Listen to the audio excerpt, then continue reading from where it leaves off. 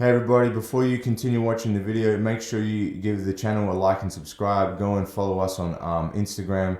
Go and check out all the different social media scenarios. Make sure if you're enjoying the content, go there, like, subscribe, follow, so we can keep putting stuff out. If you've got any questions, leave a comment. All right, make a comment on either of our pages and we'll answer them as soon as we can.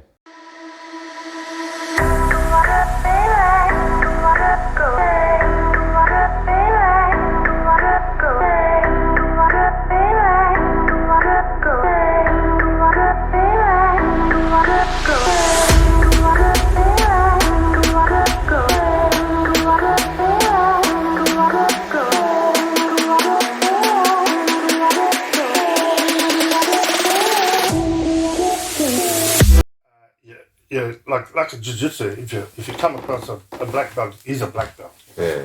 You come across a blue belt, you know he's a blue belt. Yeah. You know? It's not, I think, a lot of martial arts kind of, as they get more commercial, that isn't as effective, like you're saying. Because there's more having black belts on the floor to entice other people to come. You know? Yeah. Same as that style that started off the door knocking Go Cameroon.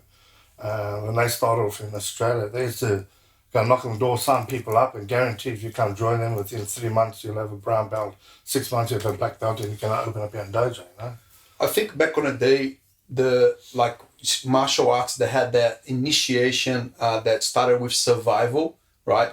They had a much more accurate way to grade people. So, for example, this is clear in my mind. Like, you to be a purple belt, man, you need to put people, and they have to do at the gym. You need to put people down. There's gonna be You mean champions, takedowns? State champion boxers will put gloves. You're gonna line up, and you have to put the guy up. It doesn't matter how long you're gonna take. You're gonna get bashed. You might get knocked out. You're gonna come back up. You know what I mean? Have to put them down, dominated. Boom, you need to know some boxing as well. You have to have some skills. You know what I mean?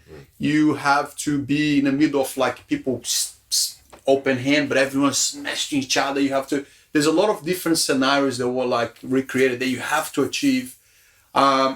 There wouldn't be this okay guys, well, how long is your fight in a competition? Okay, 7 minutes. Okay, trains will be only 7 minutes. No, man, one day the coach will go, man, me and you, half an hour. That's it. Yeah. You know, there's but today I'm tired because I went to school and I surfed. You don't care.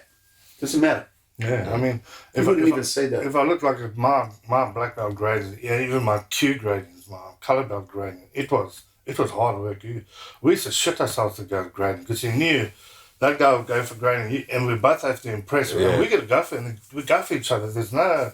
It was a real fight. But you got to impress the examiner. You know? I think this is one of the biggest challenges that actually martial arts have, is to keep this line. I always said that between commercial, and martial arts. This is a very, very narrow line that you have to try to keep it in the middle. It's not easy to balance, man. It's super hard to balance. Either it's too serious and people don't like it, and like you're saying, they leave the sparring. You have 50 one day, 10 the next, and then it'll disappear. Or you become too commercial and you're not really teaching anyone anything effective. And you're just getting belts to get money, have more people on the floor, and you have to really be. You have to work on that, you know what I mean, hard, you know what I mean, very diligently, because it's a very hard thing to achieve, you know? Yeah, that's right. And the bigger it gets, actually, the more popular it gets, the harder it gets, because people have feelings and they feel more upset, and you can't care about that. You have to care about the art, care about what you know what I mean, what you try to achieve. Yeah, like in our days of grading, it was always done closed doors. Yeah. You know? Your parents weren't allowed to watch it, they had to stay outside. Nowadays it's all open. But like I say, a lot of karate, they've sort of gone to the sports side, so they're more about competition, getting medals and all that stuff, you know. Jiu-jitsu is the same, though. Yeah, so you basically fight the rules, you know. Yeah. And whereas, I still try not fight the rules. I still try to teach street fighting ways, you know. Yeah. But keeping the traditional side in there, because without that traditional technique, that street fight won't work, you know. So you have to still. Yeah, there's still technical scenarios. Same with jiu-jitsu. This works because of this. This works because of this. This is how it works based on an anatomy, based on timing, based on concepts and leverage and all. Because, I mean, 100% of people, I'll say 99.9% of people who walk in my dojo to start, and I ask them why you want to do it. Oh, they need fitness and self-defense. None of them come to me and say, oh, they want to do a competition, you know? Mm-hmm. So I don't emphasize on competition. I emphasize more on the training side of it, you know?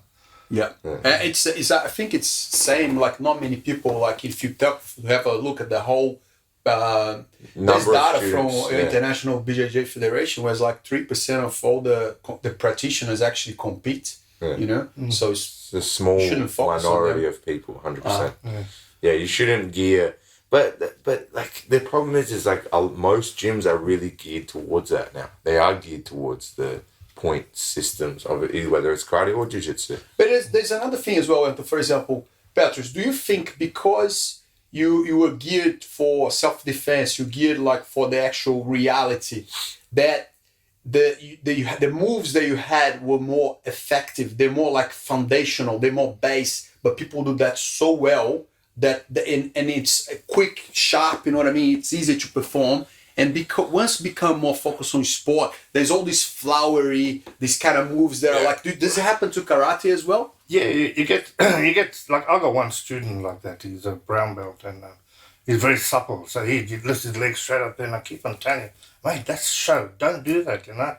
Keep your legs straight, you know. Kick where you want to kick down there, not keep your foot up in the air. It's not a show, like it's not like a ballet. I said to him, that looks beautiful, but me as a karate person, it's useless, you know. It's not going to work. Unless you're doing an exhibition show or something, it's not going to be effective for you. Yeah. That's why when I teach, I don't teach a lot of kicks. I teach them all the kicks because they have to know it. But a lot of times, especially in street fight, if your one leg is with the floor, you're going to fall over. So you always try to keep your 2 feet on the floor, you know. Because in a street fight, I mean, for some reason, a person who doesn't do martial arts, if you kick them, it's just a natural reaction for them to grab your foot, you know. And they do that, and if you end up on the floor, you know, they can take a rock and bash your head in.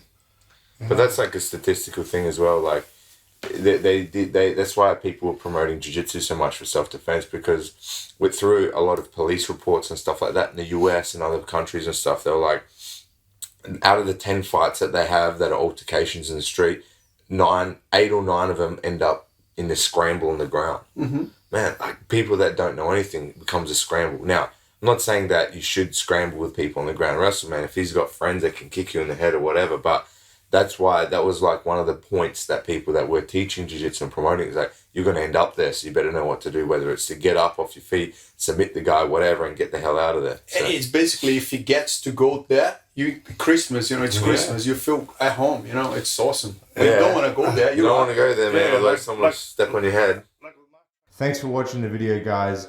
Hope you enjoyed. If you did, make sure you give it a like, subscribe, and a follow. Check out all our different social media platforms. There's heaps of content coming out. There's different snippets and content on different platforms. So make sure you're on everything. And again, if it helped you out, recommend to somebody else, and hopefully it'll help them out too.